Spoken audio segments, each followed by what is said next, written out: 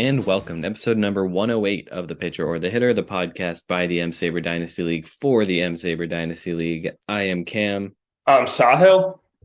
And what a busy time it is. We just put out our last episode, recorded right after the draft, but we had so much to talk about that we didn't even touch on the draft. But we are touching on the draft today, as well as a whole bunch of trades that we've made. And in this busy time, you've joined another Dynasty League, Sahil. Yes, I have. I joined a Patreon of one of the Dynasty writers, right, as they were starting up a 56 team, or it's 4 leagues of 14 teams, so 56 teams total. Okay, not 56 teams in each league. No, that would be insane. But I've gotten some good names. I'm pretty happy with this draft so far, and Cam likes it especially because I've drafted some prospects. Got some of the prospects actually who were drafted in our rookie draft who we're going to be talking about, including the guy who went number 1 overall.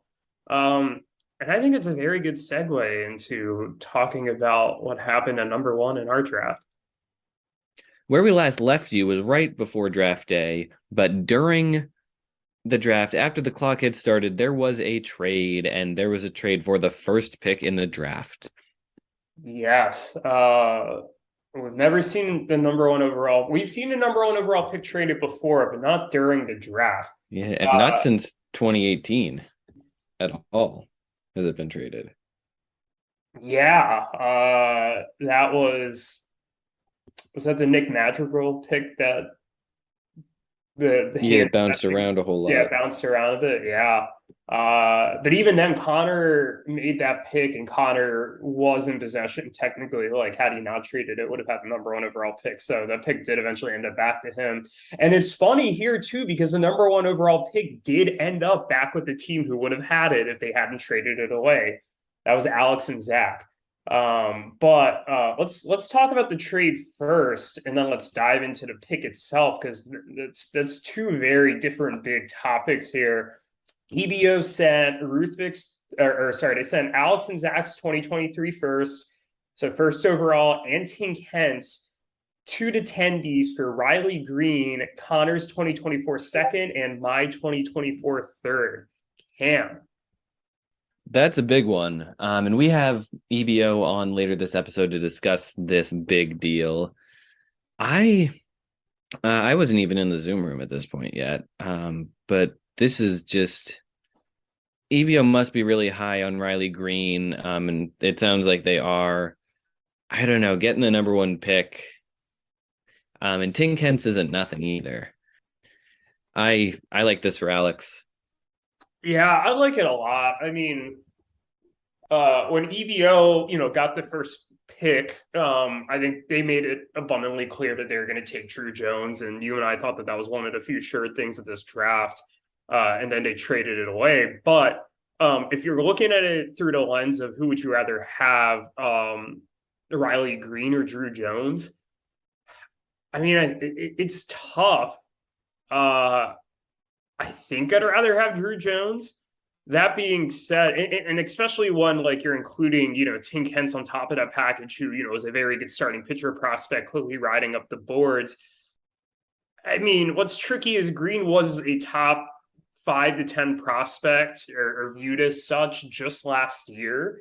And there's a lot of players who, have rookie seasons that aren't so great. And, in Green's case, he wasn't coming off of spring training or, a lot of time in the minors, it was some seasoning, he was hurt to start the season. So I could definitely see a scenario where this works out for EBO. And I know that they're very happy to have Riley Green back. I don't see it. I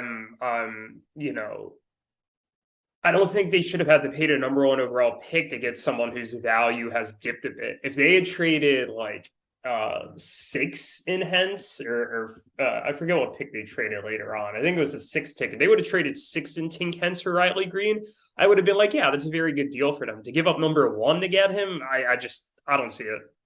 Doesn't sit right with me. I agree. Yeah, number 1 is a tough pick to give up. Especially, it's interesting that it wasn't at the end of the day who we thought it was going to be, but with it going to Jackson Holliday was the pick, and let's talk about him because it wasn't Drew Jones. Jackson Holliday was who Alex and Zach took, and I don't know, I like Drew Jones better, but I think Drew Jones was a little bit of a cut above Jackson Holliday in my mind, but they're a very good one too, and Holiday's not a bad choice, certainly. Yeah, I mean, I don't think it's a terrible pick or anything. I mean, maybe I'm biased. I'm an Orioles fan, but I also think Jackson Holiday's very good. He's going to an organization, that has a reputation now of developing good hitting prospects. He won number one overall for a reason. He in the real draft, he's no slouch. And I trust the research that Alex did in making this pick and deciding that he wanted Holliday as this guy. So I have no complaints there. But it definitely was a surprise. I did think Jones was going to go number one off the board. I'm curious to see what the split would have been for the league. Like if each team hypothetically at the first pick, which one would they have gone with? My guess is it might have been something like 10-2 with me being the other team taking Holliday because like Oriole prospect, but I'm curious. I think it's definitely interesting. I think that's a poll that we can put out. I would have taken Drew Jones, and I wouldn't have thought too hard about it, but I could maybe see there being a third team. Yeah, it wouldn't have been. I don't think it would have been surprising to see somebody else take Holliday as well if they were in that position. But yeah, I do think Drew Jones is probably, especially from a fantasy perspective, with that power speed combo, like maybe the higher upside number one overall pick. Maybe you could argue the floor is not as great, but definitely I think Jones is a higher upside. And speaking of Drew Jones, he was there for Anthony at number 2.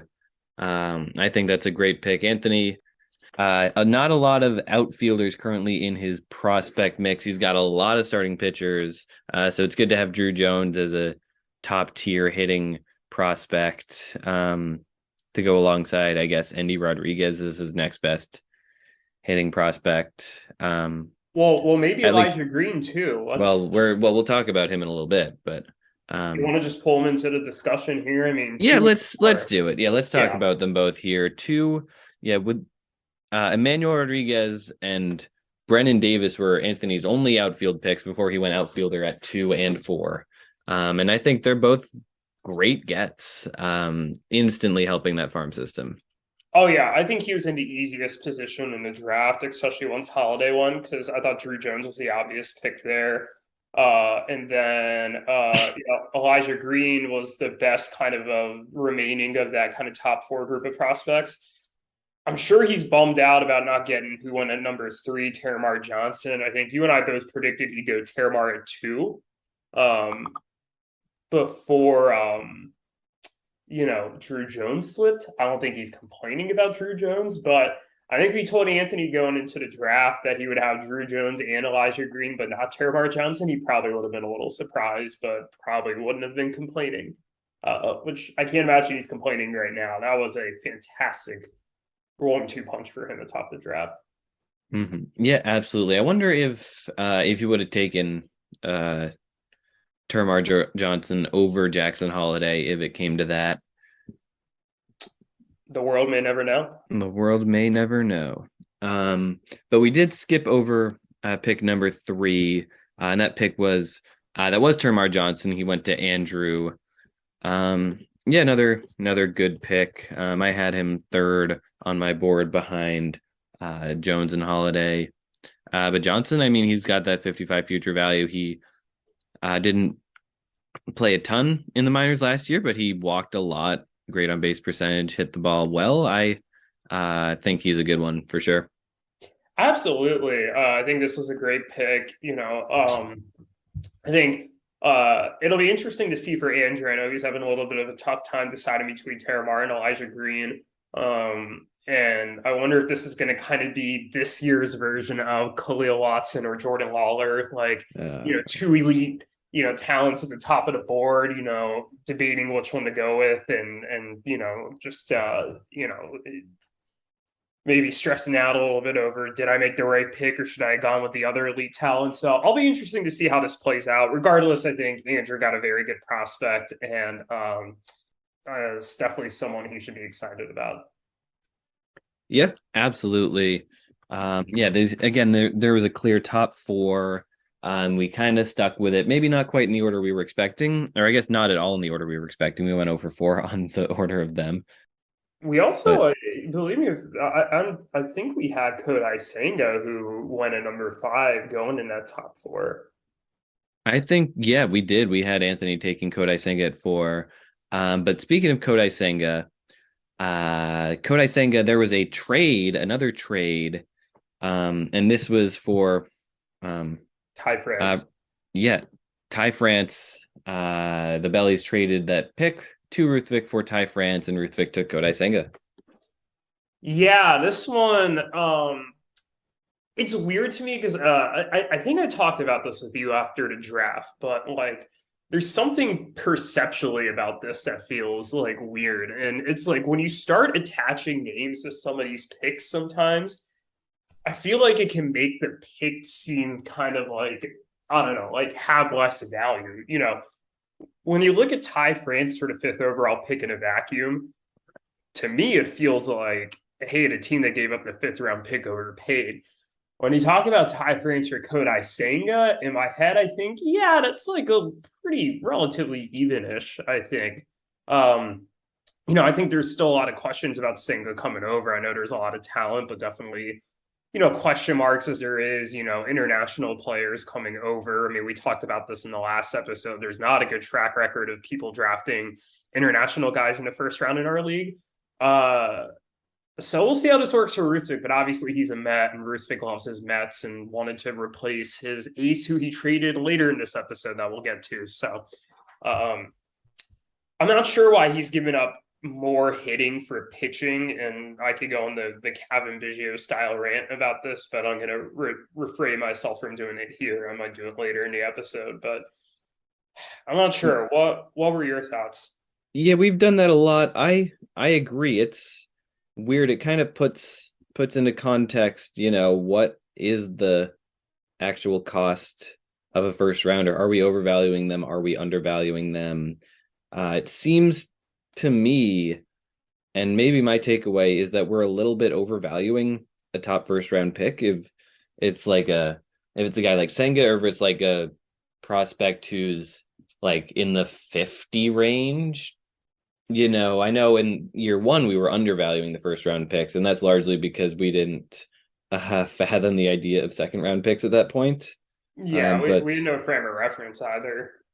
But yeah, I think maybe we've over the last few years swung a little too far in the other direction. I wonder if this maybe leads teams to be a little more willing to trade their 1st round picks. And even like last year, this was more than last year. Last year, only one of the first 5 picks was traded at any point. Yuki, Andrew, Daniel, and Alex. All 4 of those teams kept their 1st round pick all the way up to draft day. Meanwhile, the other top 5 pick was Jake, and it ended up going to me. Whereas this year it was the other way around. 4 of the first 5 picks were traded by draft day. So it's just maybe the shift has already happened. Well, it's interesting too, because this draft class was like the one that everybody wanted to like be in. So it surprises me that a lot of these picks were traded and people weren't like, hey, I'm going to keep my own picks so I could get these guys. So I think that's, not what I expected at all. I also think like if you're looking at the 5 for France deal in conjunction with some of those other trades, like for example, Jorge Polanco went for essentially, we talked about that trade last week, but it essentially boils down to Polanco for the 10th overall pick, and there's a couple smaller pieces on each side. Is Ty France first off, is Ty France a better fantasy asset than Jorge Polanco, number one? And number two, if he is, which I think there's an argument for, is he 5 picks better? Like, I don't know. See, I would say that France is the better asset than Polanco, Sure. but I I don't know if the gap is that great, especially since at least this year 5 was right after a tier break. Exactly. And I think it does depend year to year, right? If this was the fourth pick for Ty France and Ruthvik took Elijah Green, all of a sudden we're sitting here being like, what the heck? Like Ruthvik just fleeced them. So maybe the perception works the other way there. It's hard to tell. It maybe I'm just wary given the history of these international guys, but I don't know. It just overall it felt like a lot of fluff, but the trade itself was kind of underwhelming. I agree. It's a very weird thing to see a pick this high traded. And I know number one was already traded a few minutes prior, but it's weird. And do we want to talk a little bit about Senga? Yeah. Let's talk about Senga. I think I gave some of my thoughts earlier, but I think just the unpredictability of him coming over. One thing I didn't mention too that I'm worried about is, I don't know if he's going to necessarily pitch every fifth day. He might be more of a pitch every sixth day. I wonder if there's going to be some, piggybacking for him, where maybe he goes like 3 innings in some starts, kind of like, you know, maybe he the next Yusei Kikuchi or the next Yu Darvish. Like I'm not sure. And we mentioned this earlier. Ruthvik's not going to have a ton of time to make that determination. He's going to have to kind of ride or die. Pretty fast. Yeah, I agree. I think Ruthvik's gonna I think he's gonna stick with him at least for a little while. I don't know. And you say unpredictable, and it looks like the projection systems agree. Like for example, Zips has a 3.46 ERA for him. Steamer's 3.73. The bat is up at 4.75. So just a lot of variability. 4.75 seems high. I mean, I think he's like a That seems high. ridiculous. I agree. I think It he's like a has it high has three, his low fours guy. yeah, it has his home run rate a lot higher than anyone else has it. That's interesting too, because like the Mets park is like a pitcher's park, so it's a tough division though. So and like Citizens Bank is the Philly Stadium's a hitter's park, and uh, I guess Miami's a pitcher's park. So I'm not sure. That's weird to me, Mm-hmm. but Yeah. yeah, we spent a while on Senga here. Why don't we go to the next pick? Um, it's Cam Collier. Congratulations on getting drafted with the 6th overall pick. Congratulations on joining Moneyball Junior. Big day for you. Yeah, thank you. Cam Collier. I like him a lot. I was hoping he would slide to me at one of my 2 picks. Really the 2 guys I was hoping would slide to me didn't quite. But I think Collier's great. He just turned 18. And he's gonna move quickly through the minors and come up maybe as a 20-year-old. I don't know. We'll see. The Reds have so many infielders. They're shifting guys around. Yeah, India might be an outfielder sometime this year. Spencer Steer might be. I don't know where Collier ends up playing positionally when he's in the majors, but he can hit, and I think he's a great pick. And probably I think it's a good spot for him. Yeah, I think it's a really good pick as well. I heard some rumblings that maybe that top 4 group of prospects should be a top 5 with Collier. I did think he was the best prospect left on the board, him and the next guy who got picked. And I think Yuki did a great job. And I will say too, we talked about the Shea Langoliers trade last week, 6 for Langoliers and 8. And given, I think, the drop off after who won at 6 and 7 and like what kind of happened afterwards, like that trade's looking even better for Yuki to give up a very, very spare piece for him that I don't even think is particularly good in Langoliers. Like he knocked it out of the park. Yeah, absolutely. And then that kind of leads us to pick number 7, who is the other guy I was hoping I could get at 9. That's Brooks Lee.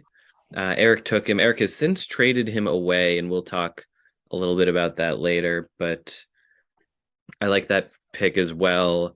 Fangraphs loves him. I enjoy him quite a bit. He has a Twins shortstop. Didn't hit quite as well when he got to Double A, but it was just 2 games. He made it all the way to Double A after hitting really well in High A. And yeah, there's not a whole lot more to say other than he's going to move through the minors super fast. We thought that he was someone that Eric might like for that reason, and he did. Yeah, I don't have anything else to add. I really like the pick for Eric. This next pick is somebody that Eric does now have. And somebody Eric was really hoping would slip to him, kind of a hometown kid. Brock Porter went 8. EBO took him. I didn't get this. I thought this was a mega reach. I don't know. I didn't really understand the logic behind this pick at the time. I mean, it kind of makes sense in conjunction with the trade that happened afterwards, but I don't think they took him with the expectation they were going to trade him. I agree. Yeah, no, it seemed like a guy that they wanted because he's a Michigan guy and he's got some upside. State of Michigan, not University of Michigan. But I agree. He was definitely the reach of the first round. There's always one. But he's not on their team anymore. And we know and later this episode, they're going to talk about what went into this pick. So I don't want to harp on it too much. I absolutely agree. Definitely to reach of the first round. And I just assumed he was going to be a second round pick. So maybe it worked out because Eric, I'm sure, would have taken him at 12 if he was still there, but I don't know. I'm not a fan. This next pick, though, I think is a pretty decent asset, and it's the player that you took. You had 2 first-round picks. Why don't we talk about both of them together here? With your first-round pick at 9 overall, you took Zach Neto, the Angel shortstop prospect, and with the 11th pick, you took Masataka Yoshida, the Boston Red Sox new starting outfielder. Why don't you talk about both of these picks?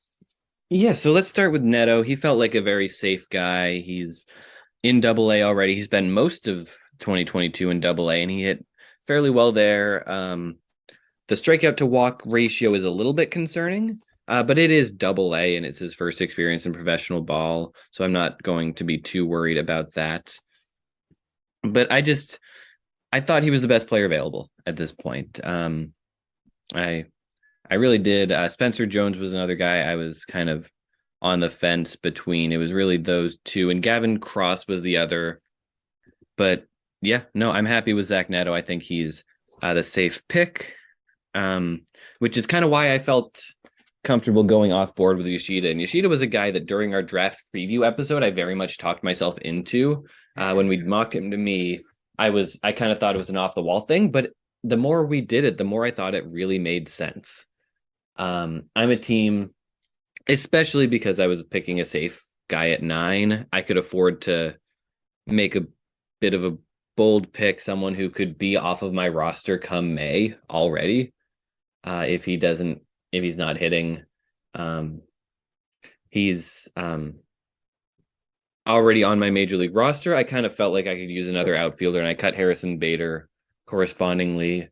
But I love these guys with high on base percentage, and this is even how I announced the pick. I said there are a lot of good prospects on the board, but there's only one guy who's projected to get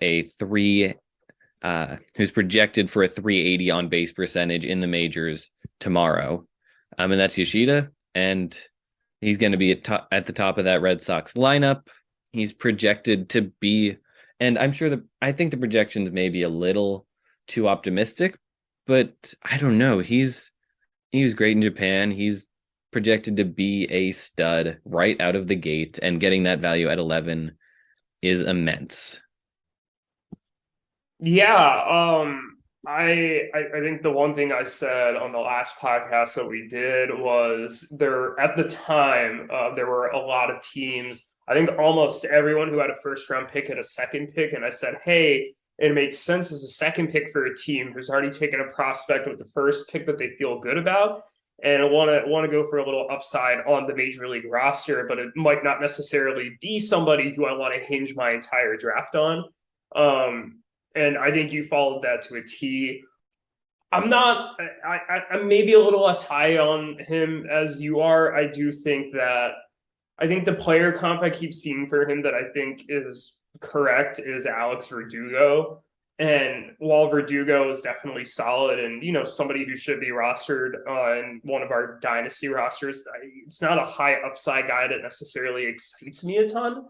I do think he has the potential to get on base a little more than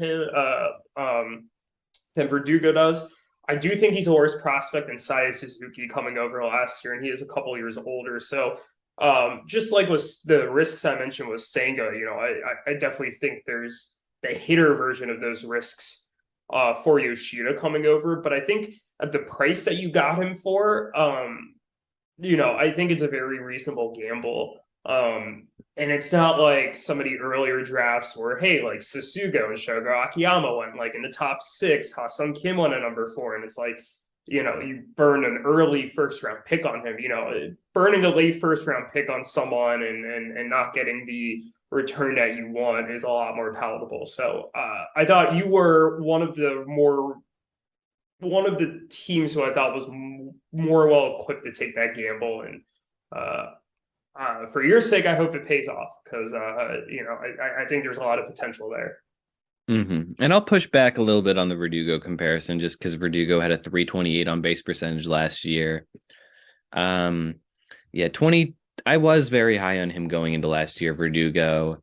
And I still think there's a good major leaguer in there. And he's still only 26, but yeah, no, I like Yoshida a lot. I kind of got a little bit of a rush when I made the pick. It was a bold thing that really felt right for me.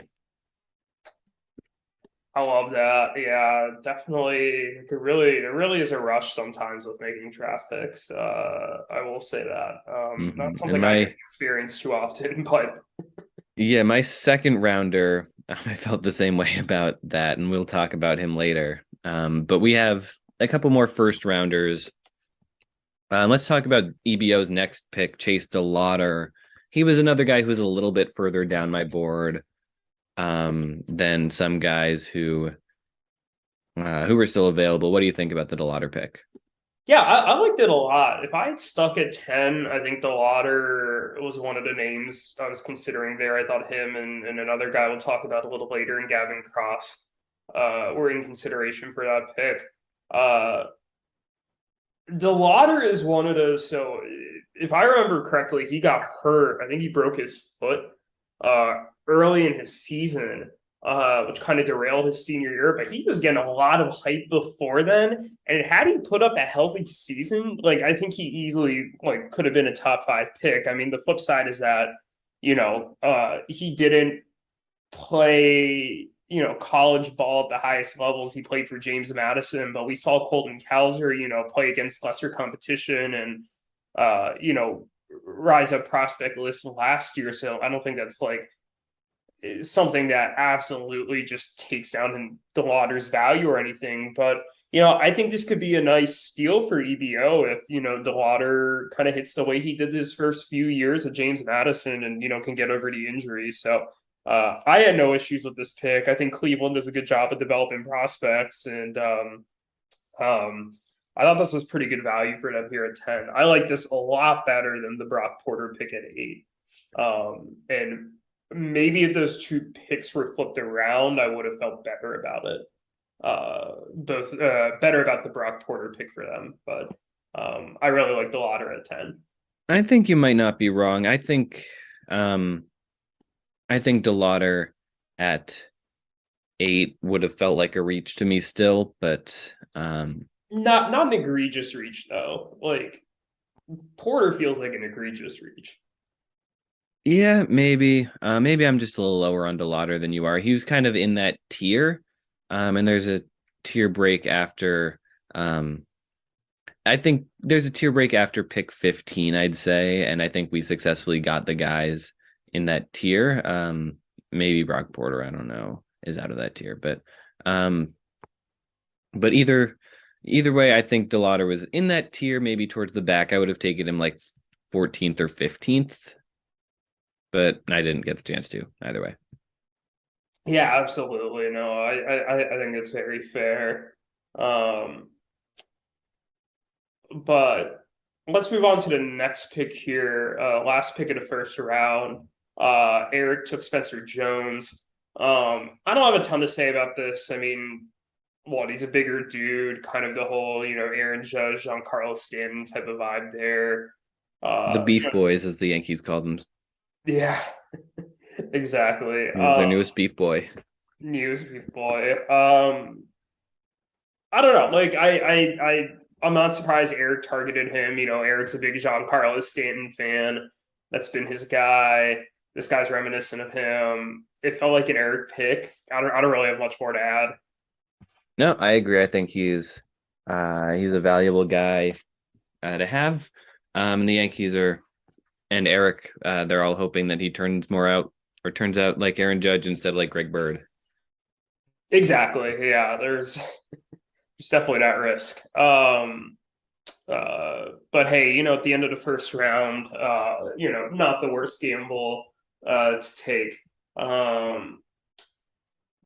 This is first time in a while I haven't been picking at 12. I picked at 12 the last 2 years, so a little different here. But all right, we that was the first round. Not at all how we expected it to go. We predicted 11 and 12 right. We did not predict anything else right, or at least the order. We got all of the players, but Brock Porter we correctly predicted will go in the first round. So we had the players, just the wrong order, and obviously we did not anticipate all of the trades. But let's transition over here into the second round. I don't think we're going to go pick by pick here. Is that correct? But we're gonna discuss some of the names that we like. Yeah, no, exactly. Yeah, kind of a little bit shorter. Round 2. I mean, well, let's start with the first pick of round 2. Kevin Parada, I think, is a great get at 13 for Eric. Yeah, I really like the bat. I think he's a very good prospect. I wonder if he's gonna, when it's all said and done, be a Met. To have Francisco Alvarez. I wonder if Parada is going to be traded. For the Mets to go out and get someone. Given that they're aggressively win now, but I thought this is a good value at 13 for Eric, and given that he has one of the maybe slightly more questionable catcher situations, like I can actually see Parada coming up and being a starting catcher in a couple of years. Yeah, I agree. He's a guy that I could see Eric holding on to for sure. Yeah. One name I wanted to bring up, I mentioned Gavin Cross earlier, so I'm not going to get into him, but Kumar Rocker going 17, after the whole debacle last year with the Mets drafting him and then not signing him, and then Texas drafting him, what was it, 3 overall? Yeah, crazy high. Crazy high. He lands at 17 here. This was Connor's first pick of the draft. I'm curious what you thought about that pick. I think it's tough. I wasn't going to be the one to pick him, but I think he's decent value there. He could, if he pitches like he did at Vanderbilt, then he could be well worth that. Well worth that 17 pick. Just kind of a high risk, high reward type of guy, and Connor had already made a pick at that point, so I think it's not the worst strategy. Yeah, I misspoke. I didn't realize. I forgot that he took Gavin Cross before that. I mean, this kind of gives me shades of the Zach Neto, Mazataka Yoshida decision that you made, right? Gavin Cross, I think like Zach Neto is a relatively safe pick. Like he's a college bat, probably well polished. Like I think he could make an impact in the majors, with sometime within the next couple of years. And I think there's a little less variability with him. Whereas Kumar Rocker, could be a stud or he could just flame out.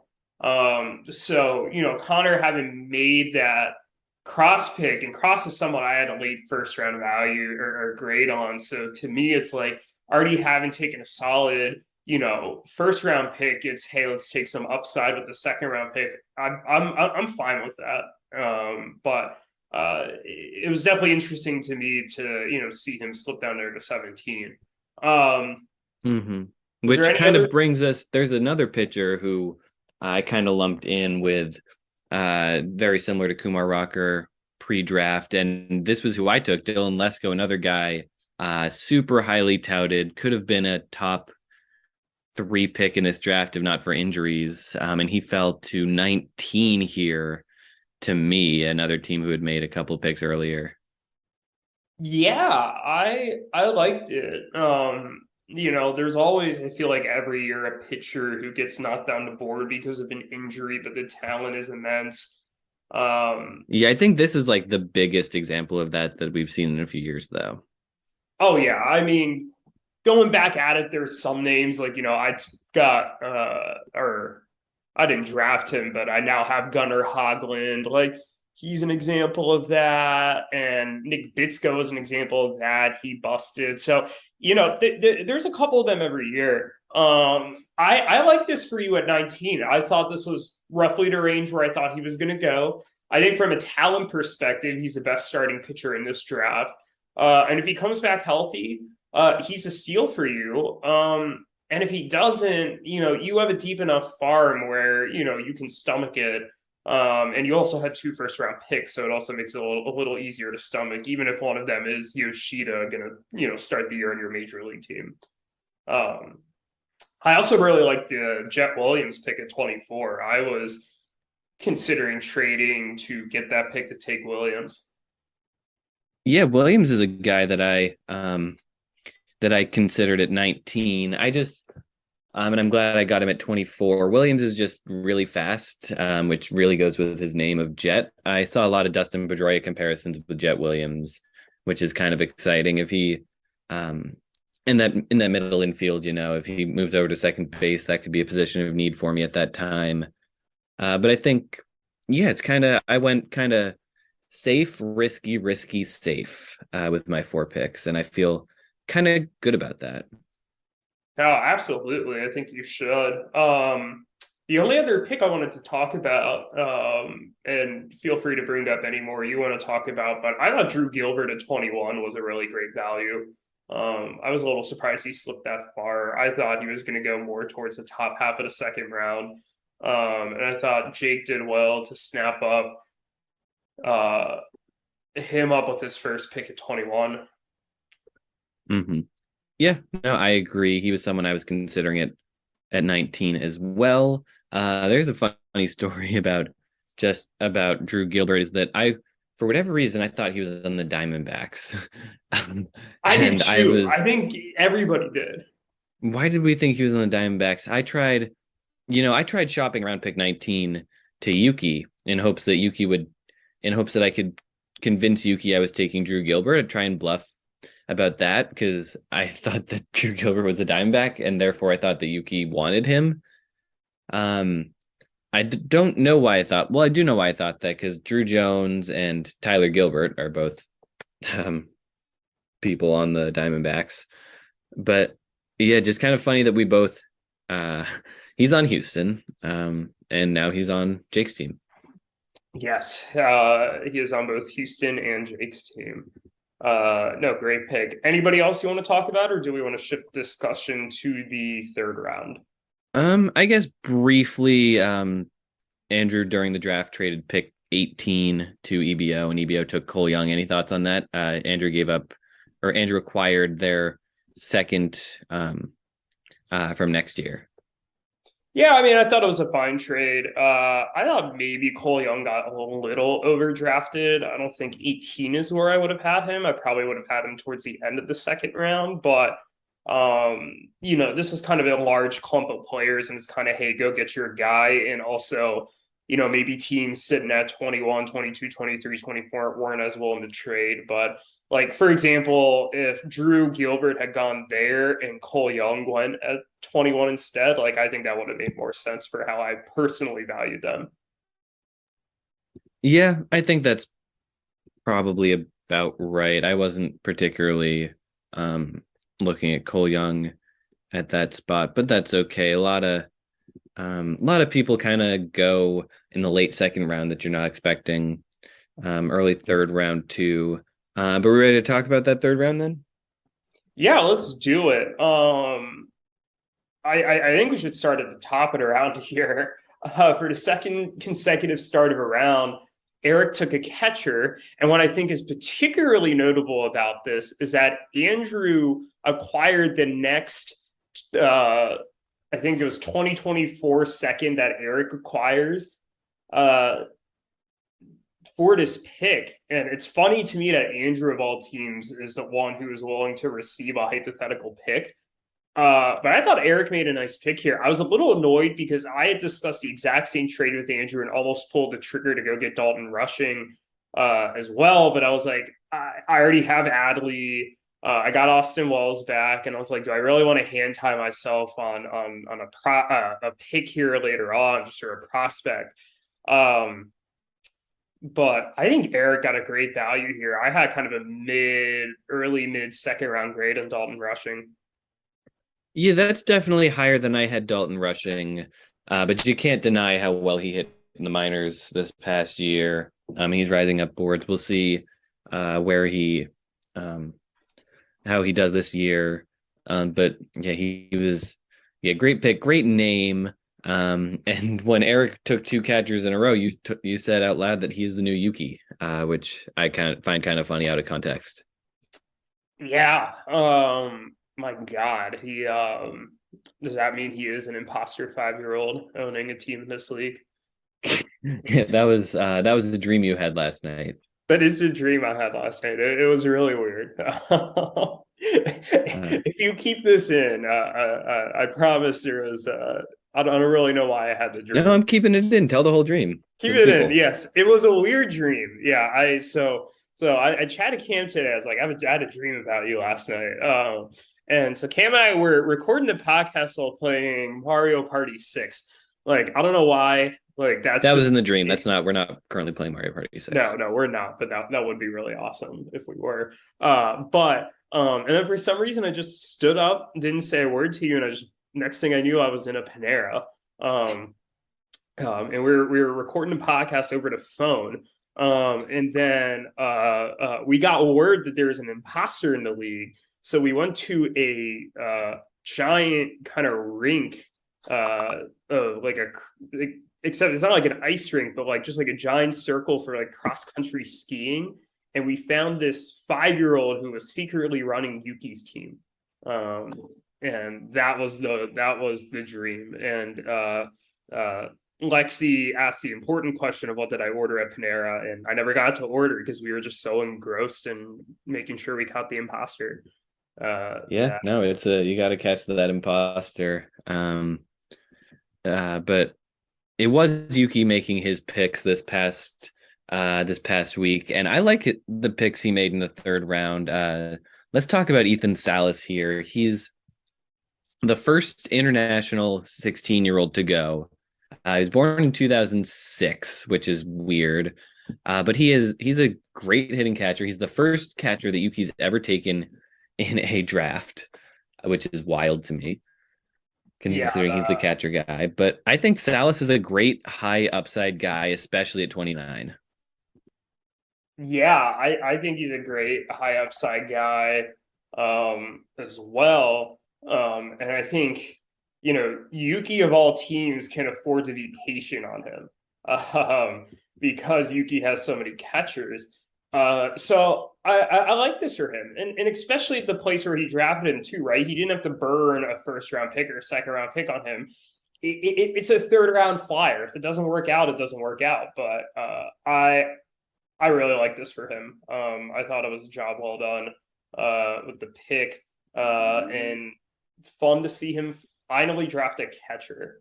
I certainly was not expecting him, or was not expecting to have found out that he had never drafted one. But yeah, the only other pick that I really wanted to talk about was kind of selfishly, but one of mine, a Cooper Zherpe pick. First off, great name. Second off, he has a really funky delivery. He's got a full starter's arsenal, 4 pitches. But he pitches in I forget what the stat was, but like his arm angle when he pitches, like relative to like every other pitcher in the majors and the minors, is like the most extreme in something. I forget. It's a really weird pitching motion. I would encourage you all to go watch it. But he doesn't have the highest velocity, but because of the arm angle, he's a little deceptive. And I've seen some, analysts kind of rise him up their FYPD boards and be like, hey, like, maybe he's not the most conventional guy, but he's someone who could really be effective and who could, really be a solid starting pitcher in the majors. So for me to get him at pick 32, I thought was a pretty solid gamble. I was very happy with it. And I'm excited. I generally try to shy away from pitching prospects, which has been interesting because I've acquired a couple this off season, and I'm pretty high in the ones that I have got. But he's going to be an interesting one to watch. I would he'd be one guy in the third round that I would encourage you all to keep an eye on. And we've seen the last couple of years, there's been some interesting pitching prospects that have come out of the third round. Andrew Painter last year, and Cade Cavalli the year before, Daniel Espino the year before that, and Shane McClanahan, as you know very well, and Logan Gilbert the year before that. So it always seems like there's one of these guys that pops off in the third round, starting pitcher wise, and I would not be surprised if it's Cooper Zherpe. Yeah, I agree. He was someone I had on my board as well. He's definitely a solid pick there. Yeah, no, absolutely. Any other names you wanted to talk about, or do we want to shift to our Jose Peraza draft award? Let's shift. So we do this every year. We have the Jose Peraza Best Draft Award, and new starting last year is the Kyler Murray Best Draft Moment Award. The Best Draft Award, let's start with that one. Each of the first 2 years, it went to EBO.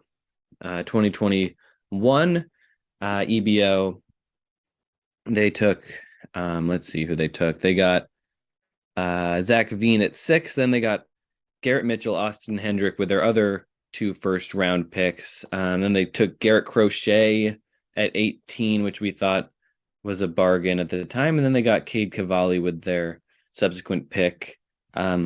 This draft didn't age super well, did it? With the exception of, I guess, Veen. No. And it's interesting because we talked about this off air, but like, it's not just who they took. Like overall, this draft kind of looks pretty blah right now. Torque hasn't panned out so far. Austin Martin's starting to look like a bust. Max Meyer had TJ. Kim didn't really pop off. Lacey's a bust. Hancock's kind of meh. Gonzalez is trending downwards. Mitchell's trending downwards. Kerstead had the myocarditis and is just getting started. Hendrick is a bust, and PCA is kind of propping up the value now around him and Veen. I think if we had to do this again, I think we said off air, you could argue I was the one who had the best draft, and it's really on the strength of PCA and Austin Wells. Yeah, I agree. I think I was saying before the draft, I was really trying to get out of this draft, and I kept one pick, and that was Tyler Soderstrom at 29. But I think I was right to kind of stay away and put my chips in the 2022 draft. No, I think you were dead on. it's just did not turn out to be a good draft. Unfortunate to see, but hey, maybe Torkelson turns it around in the majors, or Abel comes up and pops off, or Detmers kind of has a nice year, or Hassel. So we'll see. But let's turn to the last year's draft. Who do we give the award to? So EBO successfully defended their title. We gave it to them on the strength of Henry Davis at 8, which we thought was a really great value pick. Benny Montgomery at 11. And then they took Trey Sweeney, Gavin Williams back to back at 19, 20. Gunnar Hoggle, Lonnie White, and then it's Frank Mazzucato. I'm pick number 31. Frank Mazzucato alone makes it the best draft. You make your serious. I think it does. I think this draft definitely aged a lot better, and it's only been 1 year compared to 2, but this draft aged a lot better than the 2021 draft class by EBO. I think I definitely I'd be tempted to give it to them again retroactively. I mean, yeah, Henry Davis didn't have the best year, but Montgomery is good. Sweeney and Williams turned out to be excellent picks at 19 and 20, right after my 2 back-to-back picks, which didn't turn out great. And that's a lot of things from this draft which will haunt me. But those EBO picks, 19, 20, when I kind of felt confident that I had my guys. But anyway, I think you might win this one retroactively too. Yeah, Colton Cowser and Harry Ford were 2 great first round picks. I was really in on both of them before the draft. Glad to get both. And then in the third, I took Connor Norby, Zach Geloff, and Jordan Wicks. So Norby's really popped off, as Geloff is, kind of in a borderline top 100 guy most prospect list, and Wicks is hanging in there. So I think you can argue 3 to 4 top 100 prospects from this 5-player haul I had. Pretty solid. Yeah, I think you could say you had the second, third, and fourth best third round picks. Yes, definitely behind Andrew Painter, which shout out to Andrew for getting there. I'm still annoyed. Andrew Painter was going to be my pick at 28. And then Andrew took him, so I was like, fuck it, I'll take Norby in case somebody else takes him. I know Eric was going to take Norby at 29, but I could have had Andrew Painter. Knowing me, I would have traded him away. So, maybe it worked out in the end. That's true. But that brings us, do we think EBO defends its crown for a third time? I think the answer is a resounding no. No. We did not like the Brock Porter pick. Chase deLauter you liked more than I did. But other than that, yeah, Cole Young was kind of and Jordan Beck was an okay pick at that spot. But do you want to say who we decided is our Jose Peraza Award winner this year? I'm not gonna lie, I already forgot who we said. All right. Well, it's Eric. Cam and I were like going through this while I was like also doing work, and I was just letting him do all the talking as I was furiously going through documents. So my memory has eluded me. Go ahead. Right. Well, I think it's Eric. We think it's Eric. Getting Brooks Lee at 7 is a great value. Spencer Jones and Kevin Parada at 12, 13 are both 2 guys who could have gone like in like the 8 to 10 range. And then that's basically, and then Dalton Rushing, someone that I think is a great pick too. He hits the ball hard, and it was a pick he acquired during the draft. I think Eric crushed it this year. And I guess just goes to show we never really know who crushes it, but as of right now, this looks great for him. Yeah, I think I probably personally might have leaned Anthony here, just between getting Drew Jones and Elijah Green. And then Jace Young at 16, I think, is a pretty decent pick.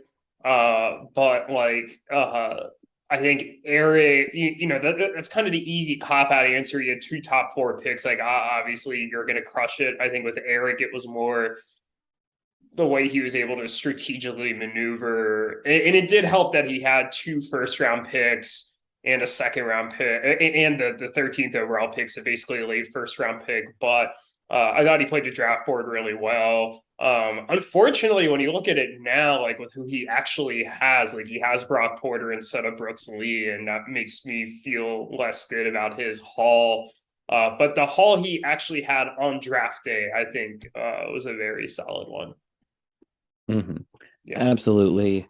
So congrats, Eric. You're the Jose Peraza Award winner. But let's talk. There's another award that's new last year. It's the Kyler Murray Award for Best Draft Moment, named, of course, after the original Best Draft Moment.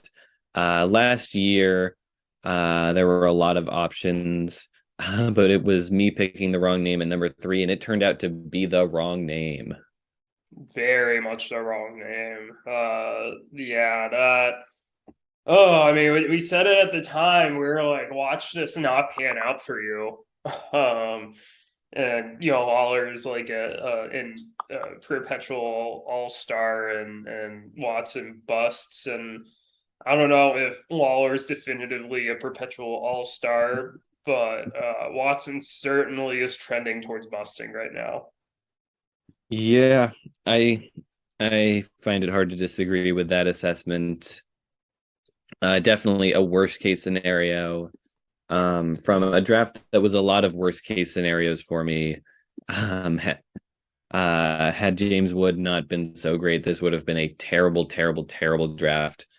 But it's a new year, and I'm very happy with how my draft went. I consider myself one of the runners up for best draft.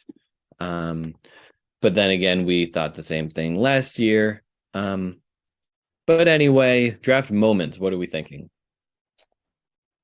I think it feels like a cop-out answer, but EBO trading #1 and just a crescendo with all the drama. I know there was multiple competing offers. I think that has to be it. Yeah, I think you have to be right. Like, #1 pick being traded during the draft when everyone's in the Zoom room. Not right before the draft, but during the draft while they were on the clock. I think that's the answer. Yeah, I think it's pretty easy. Other moments. Yeah, a lot of fun things happened during the draft. We had a great time, but yeah, that's the clear winner. No, absolutely. Anything else you'd like to say about the draft, or do we want to shift to what happened after the draft? Let's shift. We've talked plenty about this draft. Good job, everyone. But yeah, there have been some trades. I guess Jonathan Aranda was traded for Dylan Beavers. Yuki traded his late second rounder right away. I don't care too much about that deal. But later that night, there was another 3-team trade, and this was a big one. Oh yeah, very massive indeed. Ruthvik said he was going to trade Jacob deGrom, and he delivered. Ruthvik acquired Brooks Lee and Starling Marte from Eric, and Luis Garcia and Jake Cronenworth from Andrew. Andrew got Pablo Lopez from Eric, and Ian Happ, DL Hall, and Cam's 2024 second from Ruthvik. And Eric got Jacob deGrom and Mitch Haniger from Ruthvik. I know you and I had 2 different opinions on this. I'll say my opinion is no longer as strong as it was before. But let's start with you here. What did you think of this trade? Yeah, I found this one very difficult to judge because it's very difficult to put a value on Jacob deGrom. But I do think that Ruthvik did very well here. I think Brooks Lee, he's a top 50 prospect right now, maybe top 60. Starling Marte, how many bases did he steal last year? He's still got that value, and I think he's so he only stole 18 after his 47 steal season in 2021, and he is going to be 34 this year, so I'm not exactly expecting him to post another 20 steal season, but he's still, he's quick and he hits the ball really well. And I think he's gonna be, and he's a Met, so Ruthvik likes that. But I think he's a very important addition to that lineup. And then Luis Garcia, great hitter, good, much younger deGrom replacement. Oh, did I say hitter? I meant pitcher. You said hitter. It's funny because there's a hitter and two pitchers named Luis Garcia, so I get it. Yeah. It's confusing. I don't know why. Yeah, great young pitcher. Was phenomenal in the playoffs. We'll see how he if he carries that over into the regular season next year in sort of a Randy Arozarena-esque way. I'm fairly high on him, even if his underlying numbers weren't the best during the regular season. And then Jay Cronenworth. The Crone Zone is no longer spelled with an E, that is. Yeah. Andrew is now the Cronzon, the Crone Zone. He did announce he's going to change his name soon too. He says he's got something in the works. So that's true. Yeah. Yeah, we'll see what that is, but I think he's another good utility guy that Ruthvik can slot into a lot of different spots in his lineup, which is very important on days guys are resting if he doesn't have someone else. I think that's a very good get under the radar for Ruthvik. And it is tough to give up deGrom, and he also gave up Mitch Haniger, so he's only and he gave up Ian Happ, so I guess he's netting 0 major league hitters. But I think having Cronenworth's positional eligibility, and I don't know. I think this was good for him. And you can maybe speak a little more on that and some of the other people. Yeah, so I had a strong opinion before the episode, like immediately after the trade happened, where I was like, hey, like, to trade deGrom, like 34-year-old, future Hall of Famer who, when healthy, is still pitching like a generational talent, for the guys that Ruthvik got, felt underwhelming. It did not feel like there was a carrying piece. I think maybe Starling Marte's the best major league bat he got, but he's 34. I know you discussed the speed, but as he ages, I think the number is going to keep going down. And I think the Mets might just kind of curtail him running a bit to keep him healthy, and also with some of the guys they have after him in the lineup, like maybe there's not as much of an incentive to let him run. I think Luis Garcia is solid, but I also don't think like there is a next level with him. I think he is a solid, like, number 3, number 4, fantasy starter, but I don't know if there's ace potential necessarily. I think Cronenworth's numbers, like each of the past 3 years, like he's gotten steadily a little worse. Like I think he's a decent player. He's somebody I definitely love to have as like a bench guy on my team, kind of like a CI, MI type of guy who could bounce around a little bit, but he's not somebody I really want to count on as one of the bigger parts of my offense. And I think that, Ruthvik, while the net for the hitters, ended up being 0, I think that I might rather have the combination, or I think he gave up the best hitter in Ian Happ. I think Ian Happ is a good combination of youth and talent. He's only 28. I think he has more upside than Cronenworth. He's obviously going to play for longer than Marte will. I'm fine with him giving up Mitch Haniger. I think this was the right time for him to do it. But I feel like for me, maybe roughly the hitters kind of balance out to be kind of equal here in terms of the trade value. And then it comes down to like Luis Garcia and Brooks Lee. Like I really like Brooks Lee, but I don't think the combination of him and Garcia is worth the Grom. Especially, he also gave up DL Hall in a 2024 second as well. So it's not just, kind of a neutral 2-for-1 swap there. The other thing I'll say, though, is like, it's a risk, right? He could hold out and see if he could get a better offer for deGrom, and he proved that he's healthy. And then deGrom could come out, pitch 10 starts and then blow out his arm again. And then at that point, his value just tanks. It's kind of like, I think the comparison would be like Chris Sale, the elite talent, but has had a lot of injury concerns the last couple of years, and it's pretty much tanked his, value. That could be deGrom. From that perspective, I get Ruthvik trading him, and I do think that these are all solid pieces that he got back that I really liked, but it doesn't feel like a home run package. It feels more like a B package that he got in return. I think it's just difficult to evaluate deGrom's value, and everyone knew Ruthvik was shopping him around and was desperate to get rid of him.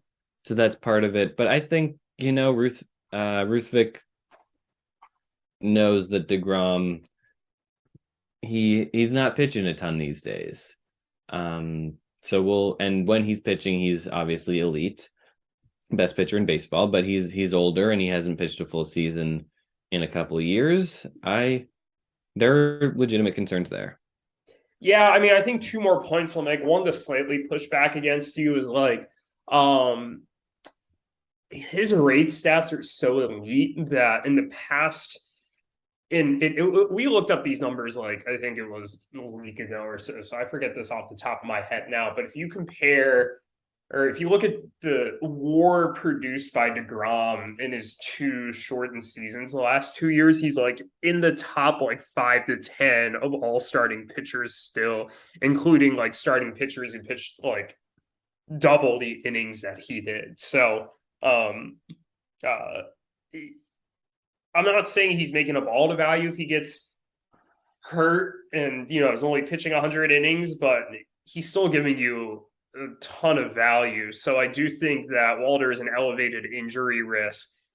He could definitely make up that value. The other thing I want to say is, while maybe it feels like a B package, I also just wish that like Ruthvik actually attacked his needs with this trade. Like, what I don't get is if his whole thing was, hey, I'm going to trade deGrom, I need pitching. Like, he just drafted Kodai Senga earlier that night. It's like, how many pitchers do you need to go out and acquire? And, as somebody who keeps acquiring a bunch of pitchers, like, I have no issues with stockpiling pitchers, but I make sure to also prioritize my hitting. Ruthvik's offense is still garbage, and I don't think by trading away deGrom, he has fixed the offense at all. And I still don't love some of the pitching names that he has acquired. And like, the roster feels kind of stuck in no man's land, and we've been saying it for a while. Like, hey, if he doesn't fix this soon, it's it's not going to work out well for him. But now I think soon has arrived, and I think that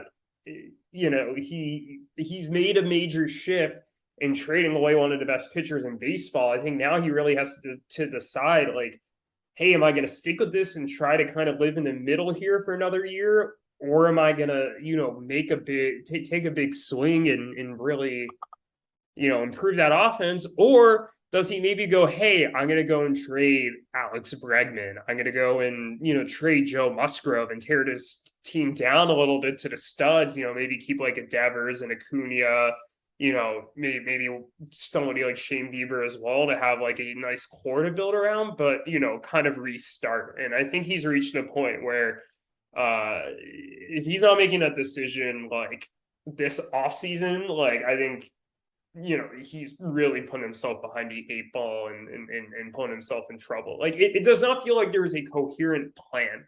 I've yet to understand the plan for his team moving forward. I don't get it. Some harsh words there. But yeah, that was that 3-team deal. Pablo Lopez was also in it because Andrew acquired him from Eric. From Eric. I thought the last thing I'll say quickly is I thought Andrew came out a huge winner here because I think he acquired a better pitcher than Garcia and Pablo Lopez.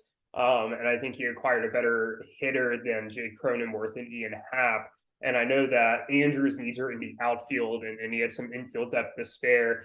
And he got DL Hall in a second on top of that. Andrew played the role of third team that comes in because the first two teams are close to a deal but have a little bit of a gap and are then willing to pay a little more just to get this deal across the line. He played that role to perfection. So Andrew, chef's kiss, nice job, very proud of you. You did good. I'm not sure I'd say that I like Hap better than Cronenworth. I would. I don't. I don't think Cronenworth has as much upside. I think he's just kind of who he is at this point, and I don't think it's terribly exciting. Like, 17 homers and 3 steals last year and 684 plate appearances. He had a 390 slug. Like, there's not a lot of pop in the bat. The K rate went up 5.2% last year. The OBP's fine, but nothing special. Like, he feels a little bit of a better real life player than fantasy player. Maybe that's true, but yeah, either way, he's Ruth Vic's problem now. Yeah, exactly. I will say too, like I think Hap had a little bit of a down year, but still had a 120 WRC plus. Like I'm very in on him. And I just drafted him in this league, so I am in on him definitely. But as another pick goes in, I don't know if you could hear that on the other side.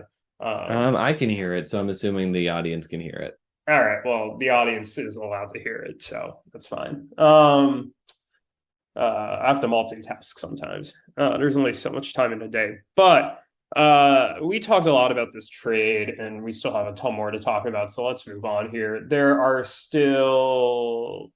So let's save. We talked. We've already recorded the EBO interview, and we talked a lot about their HurricanEBO. So let's save all of that for their interview. Except maybe briefly going over what it all means in one. But one more deal before that, and Ruth Vic traded Mike Soroka for Mike Conforto. A couple of Mikes being swapped. Anything that you want to add to that? Yeah, I thought it was a good need for need deal. I don't think Conforto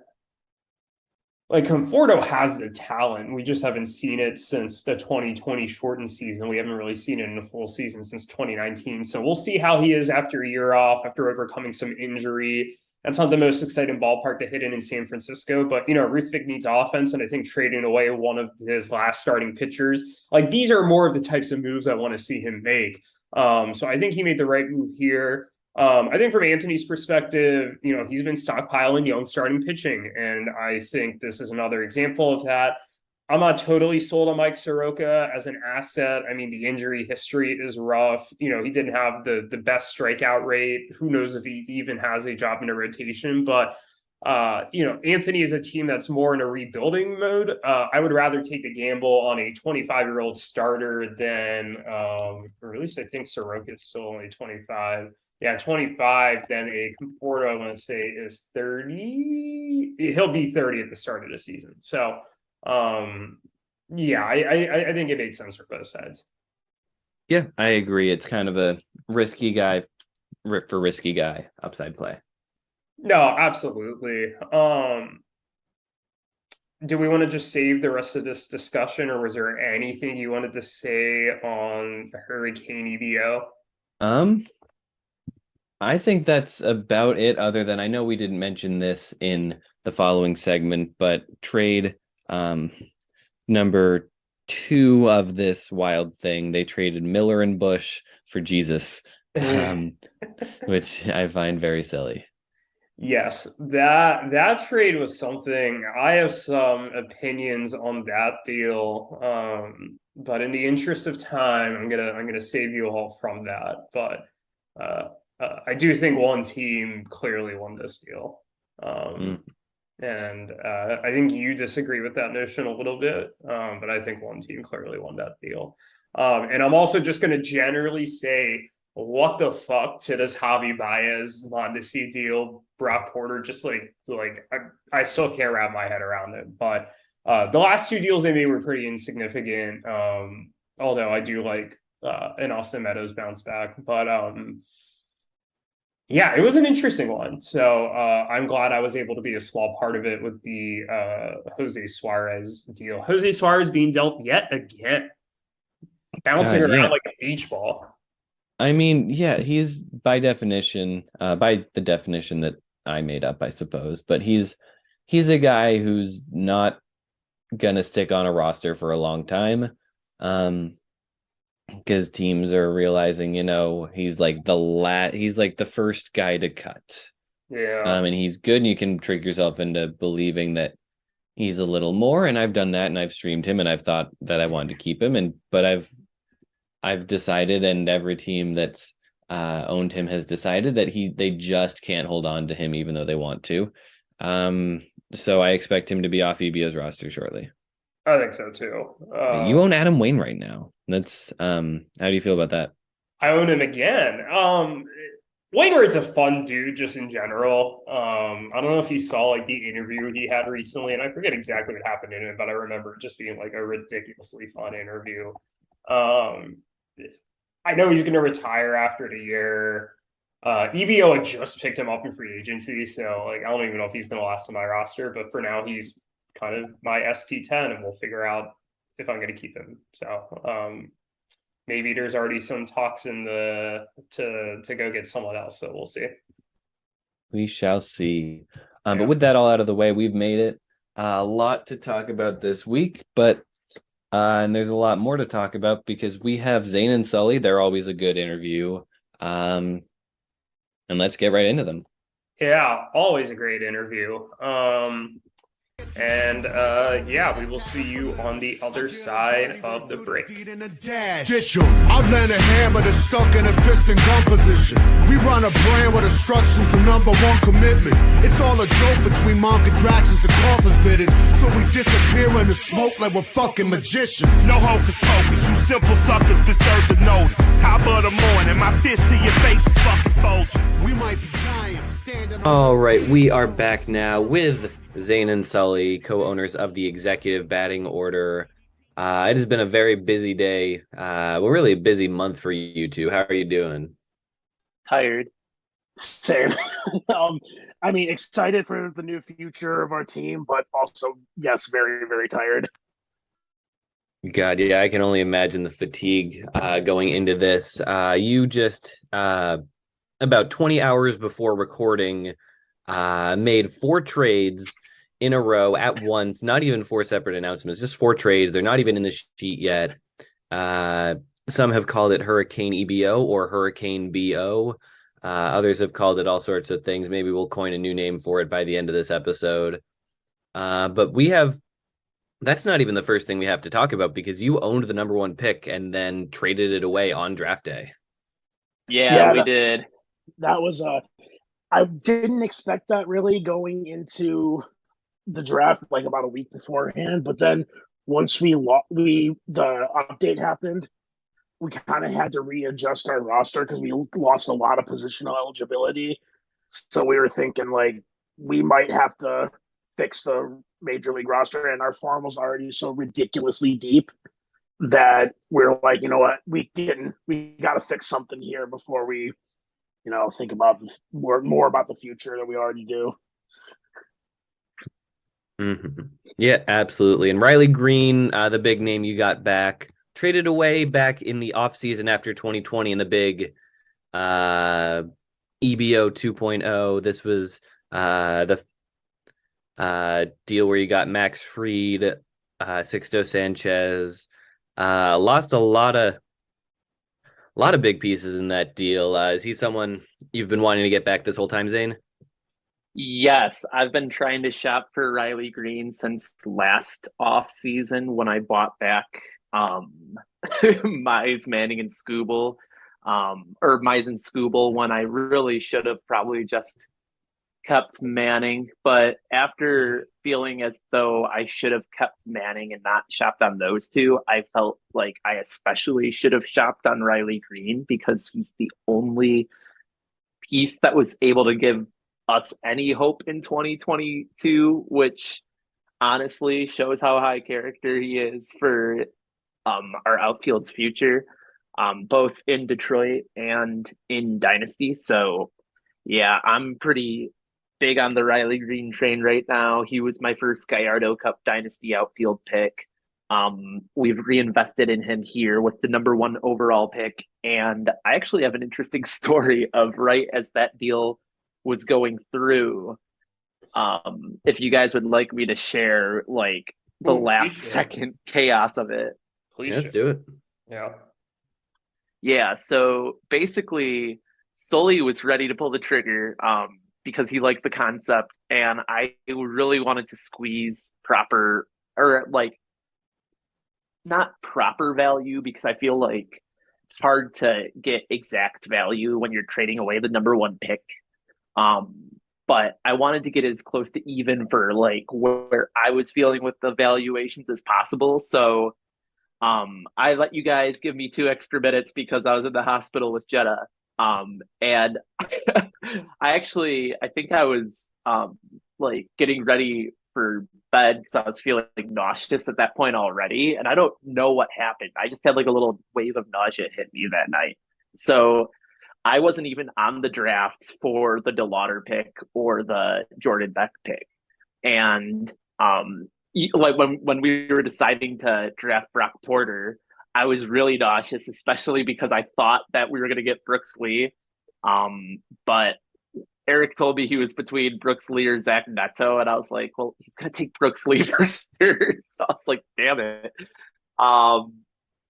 So in that moment, I like with that first overall pick, those 2 extra minutes, I was like nauseous. I was trying to get the pick in time, but I was also trying to negotiate with Alex. And negotiating with Alex is the longest thing that you can possibly do in this league. It takes forever. Yeah. When Alex is ready, though, he's ready. So he was ready. And I was like, okay, can we get another second out of it? And he was like, yeah. And I was like, can we make that a first, actually? Like, I really need that to be a first. And he was like, have you seen our team? Do you see why we're making this trade? We need to stop trading our first. And I was like, okay, actually, I understand that like fundamentally that can't happen here. It's just the basis of the trade. So got the other third out of it. And yeah, obviously, Riley Green for me is somebody that's a really nice buy low right now. So I wanted to hop in with that while we could. In fact, as we continue, you're going to see a trend of buy low type guys that I'm interested in this year. But I was very inspired by this past season from the Lions, actually. So I haven't been given any hope in the pro sport field for almost a decade now. Like literally no success dating back to when I joined you guys in Ann Arbor. So that was pretty inspiring, especially after such a horrible EBO year that we were able to finish dead last and get the number one overall pick off of somebody else's selection in the lottery. But that's the reason that I prestied it about a year ago, even going back a bit further than that. And that's why we tanked so hard for this. And yeah, Riley Green was our number one overall pick in this draft. And that felt good because I actually probably lean towards Holliday myself, even though everybody was on the Drew Jones train. I think that Alex made the right move, taking the guy that he believed in right there. But we also gave Anthony the gift of Drew Jones at 2. So all in all, it was a really interesting top of the draft. And I love our drafts because every time you go back in the sheet and you look and you see who went where, it's like, what the hell is going on? Like, why did Brock Porter go right after Brooks Lee? But that answer is a bit more clear once we start talking about HurricanEBO. Yeah, let's transition over to HurricanEBO or HurricanEBO. There has to be I don't know which way to say it, but you made 4 trades last night, some really big ones here. Eric has not put them into sheet yet, and I'm not going to pretend that I want to sit here and talk or recite them for 10 minutes. But you got a lot of good players in, a lot of interesting major leaguers. You sent some prospects out, a couple other major leaguers as well. Rather than ask you individually about each trade, why don't you kind of talk about this kind of as a whole? What were your thoughts with these trades? Why did you pull the trigger? go into it.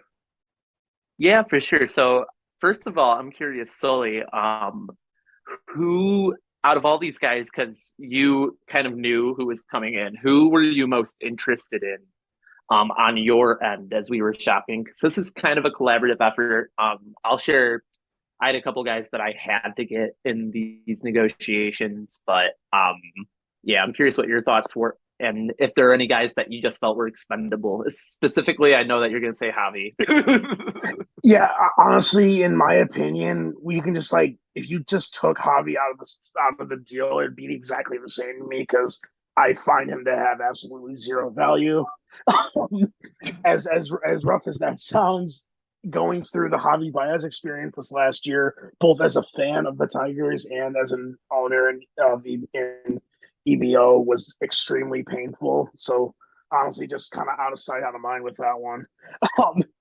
But I mean, in terms of who I was really excited to get in this, wave of deals. I've been a big Willy Adames fan since. Fun fact: he was a Tigers prospect that we traded for David Price back in the day. But he, as much as he is kind of an all or nothing player, I really like his hard hit data. And I feel like we have enough like OBP centric players on our roster besides to kind of balance that out. But I was also very intrigued by Jesus Luzardo. He was a highly touted prospect with Oakland, and I believe they traded into Miami for Starling Marte, if I'm not mistaken. But I was kind of surprised that Oakland traded him away at the time because I've always liked him. And then I was like, I hadn't really heard much about him. Is that more just because of media coverage because the Marlins aren't that great? And then I look at his StatCast page and I was very intrigued for someone who's still only 25 years old. I feel like he's been in the league forever. But so there's that. Trying to think, this is basically the same trade, but looking at Brady House, as much as he had kind of a first year, I still believe really hard in his potential. He was battling some injuries last year, so I think that given all the prospects we gave up, he was a nice, I'll call it, supplement to kind of bring the damage down a little bit, if you will. But yeah, I mean, there's that. I really liked AJ Minter addition we got in the Baez deal, because at first I'm like, yeah, he's a reliever, like he's not really a saves guy. I'm like, yeah, but then I looked at his numbers and he was a lot better than I thought. So I was like, yeah, that's definitely someone I want to get. So I don't know if you have any more thoughts on that, Zane, but that's pretty much my highlights on that one. Yeah, for sure. Willy Adames was my number one target in all of this. It was such a wonderful package to send off our team mascot those first 3 years, basically, in Trey Turner. It was so worth it, but he left a massive hole for 2023, obviously, that I knew I had to address. So Willy Adames, Alex almost didn't deal him away because he also thinks he's going to hit 30 home runs this year. And I just think that he's really coming into his prime. So he was number one target. And that entire Alex deal, everything that happened was happening around that. If that doesn't happen, the other ones don't happen. So the reason the Eric deal happened at all is because I needed to get Mondesi off of the roster and Baez off of the roster to make room. Sully has zero value in Baez's stake. We both kind of like Mondesi, but like he's projected for a 259 on base percentage, which is just absolutely horrible. And we have steals elsewhere, especially bringing in guys like Cabrian Hayes. And for some reason, like we have like 5 or 6 guys projected for double-digit steals. So I wasn't worried about needing that. Also, Mondesi might not touch the field very much just because he's never walked well and he's been injured for so long. So there's no guarantee you get those steals. He'll trip over first base and like snap his leg in half, basically. Yeah, because the new bags are too big, which are supposed to help base shredding and steals, but they'll somehow like cause a freak injury. Yeah, but that deal was really Brock Porter for the Justin Steele and AJ Minter in my mind. Well, Mondesi, I was willing to get AJ Minter for, which honestly probably wasn't perfect pricing, but I think Fantrax has him too valuable in their list, and Jake's thoughts on his own team are pretty valid. And he was like, how does Mondesi fit into this at all? So yeah, Justin Steele is a buy low candidate I like in the rotation. I also invested in Hayden Wesensky here. Kind of the rationale is hoping one of them pan out and just blind faith in Duncan Wallace because I know he's got his hands on this. So yeah, those guys are interesting to me. Colton Wong only was in the deal. In fact, what happened was I added Mondesi and we added Wong. So initially it was Baez and Porter for Steele and Minter. But I wanted to send Mondesi to Alex, but Alex said, no, Zach doesn't like Mondesi. And I was like, well, would he take Colton Wong pulling a Sahil? And he said, actually, yes. So I said, okay, if I have Wong in there, we can make it happen. The big concept this whole time was Adames, Luzardo, and Hayes were the three that we were shopping for to give us young major league talent. And then the idea was to send out Gavin Williams and Bobby Miller together, along with Michael Bush. And Michael Bush, I was ready to get out the door no matter what, because I'm all in on the Gavin Lux train. Bobby Miller also has a couple warning signs for fantasy for me.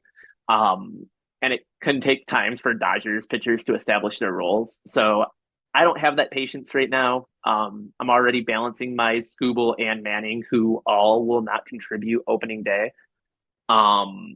Maybe Manning will, but he's not projected to. Gavin Williams was the big give up for me, but like felt like we were getting so much that I was like, okay, I'm okay with including him. It's not Yuri Perez we're including. And Josh Naylor I had to end up putting in the deal too, which, I mean, if you can keep track of when he's facing lefties and bench him, he's pretty wonderful. But also with the position limitation, we have guys that are going to be playing those corners. And we have Miguel Vargas on the farm. So that's another corner guy that I have to fit on the roster soon. So totally fine with shipping him out to get it done. Alex also added Brady House. I get why he's low on him, but I think this was a buy low on him as well. And he has plenty of upside to be healthy this year and break out in the minors. So yeah, I felt really good about that one. Did you guys have any thoughts on that first half? Well, my next question was going to be about that Wisniewski Steele combo, but you've basically answered it. I think they're both definitely two big breakout guys on my mind. Steele needs to get the walks down, but Wisniewski is someone that I've been high on and would potentially be interested in trading for. But yeah, as for that first half, I think, yeah, that second deal really is a win-win. Dames is great get for you guys, and so is House. And that prospect package going to Alex looks really good too. Oh yeah, and we had prospects to spare if we go through our farm. That's what made it. I'm huge on Gavin Williams. That was a tough one to give up, because I'm a big fan of Cleveland pitchers, especially ones that can throw 100 miles an hour like Gavin Williams can. But yeah, I mean, our farm was like so ridiculously loaded that I had to kind of think with my brain and not with my heart, even though I hate Cleveland, but that's beside the point. I like Gavin Williams a lot, and I feel like he's going to terrorize the Tigers for a long time. But from a fantasy perspective, I think I eventually convinced myself that, yeah, this is actually a pretty good person to give up, even though I like him. And with Bobby Miller, I wanted to say this earlier, but I don't want to interrupt Zane. So a lot of people are saying that he's, quelled all the concerns about whether he's going to start or whether he's going to end up in the bullpen. I think he's got a lot more risk of ending up in the bullpen than most. I just, he throws really hard. kind of a higher walk guy. I just, as I think he probably will be a starter, but I think there was enough of a risk there where I was okay with dealing him. Yeah, absolutely. No, I think you all summed up those trades very well. Definitely a lot of moving pieces, but definitely see the logic, definitely see your team getting better, and it is always fun to see some good EBO trades. But you didn't even mention the Jose Suarez or Adam Wainwright one, the best one of all, but that's all right. Not that was super. Yeah, that was the blockbuster. That was a blockbuster. The Austin Meadows trade too. It's interesting to see you all trade him away as well. I know he was part of that Mookie Betts deal that I had with you all. Interesting to see him go away, especially because he's a Tiger. But just I guess like overall now, how do you think with all of these changes, with all of the picks, with this massive kind of restructuring of the team that you've done this off season, I guess what are your expectations for this year?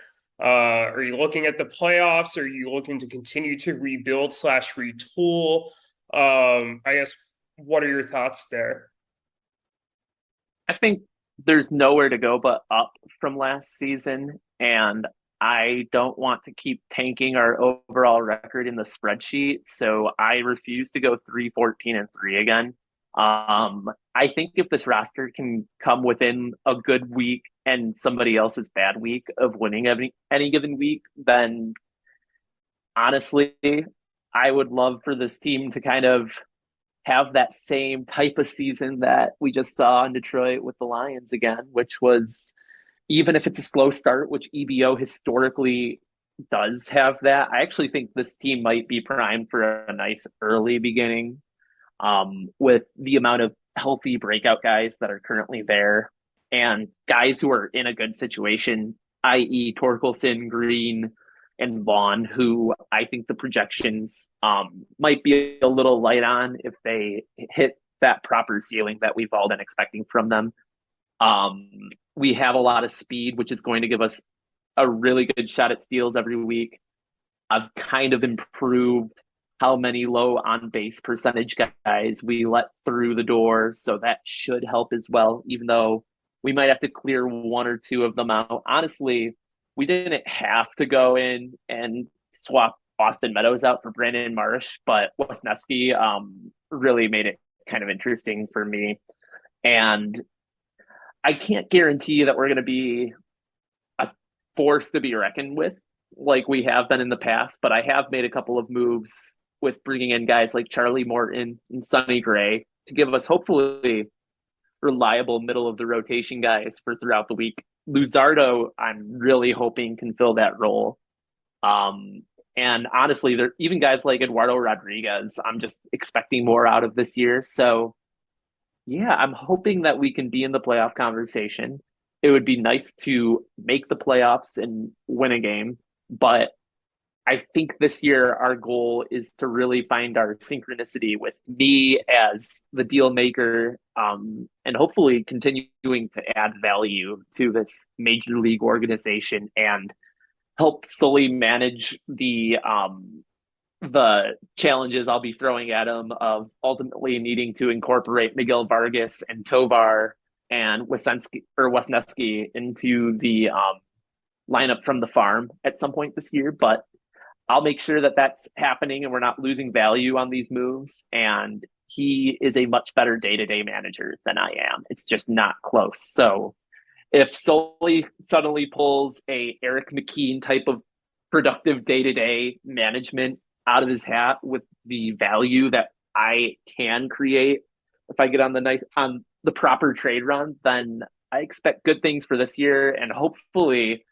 becoming a mainstay again within the next couple of years. Yeah, I agree with a lot with what Zane's saying. I think, Zane, you said it yesterday, we're kind of like the Orioles of the Dynasty League this year in terms of we were in the bottom of the barrel the year before, and this is the kind of year where we can maybe not we're not going to contend really, but we're going to make a huge jump up and scrape the playoffs, maybe sneak in. But even if we don't sneak in, I think we're going to have a massive improvement, be like a game or two out of the playoffs. And then, because I think with these deals, we kind of, accelerated our winning window up a year or two. Because, we were last year, we were dedicated to going, full, tank mode for a couple years. But then we realized, we don't have the room for all these prospects. So I like that we moved up the window by 1 or 2 years. And so we're not like going 0 to 100 and trading every single one of those prospects back away for more major league talent, but we're slowly getting up there, which is the way I like to build my teams. Yeah, I think absolutely. There's, I'm not sure if I'd say the Orioles would be your best comparison, but yeah, definitely some interesting teams. The Nationals are the team that jumps to mind. They were consistent for a long time, had to rebuild, but the haul they got for Soto, CJ Abrams, James Wood should help them immensely, speeding up the rebuild. But yeah, I noticed I'm only 3 games behind you guys in the all-time league record overall. So that's your goal for the year, to not be more than 3 games behind me. I will try to commit to that. I've really killed us with hopefully that's as bullpenning. close as you get is 3 games. I gave you a lot of space to catch up when I tied every single game in a season. That was just a weird season. I'm looking That was to hilarious. See, and he still made the playoffs somehow. That's right. 16. All right. But yeah, Sahil, do you have any more questions? No, I don't think I have any other questions. Thank you both for coming on. Always a pleasure when we can get you all on. Hopefully we'll have you all on again soon to discuss another big group of trades that you all have made. I know there's nothing I love more than a big group of trades. But yeah, until then, Cam and I will see you next week. All right, see you then. Thanks for having us. Yeah. Walking on a dream. How can I explain? Talking to myself. Will I see again? We are always running for the thrill of it. Always pushing up the hill, searching for the thrill of it. All along, we are calling out now to get. Never looking down, I'm just an aura of what's in front of me. Is it random to be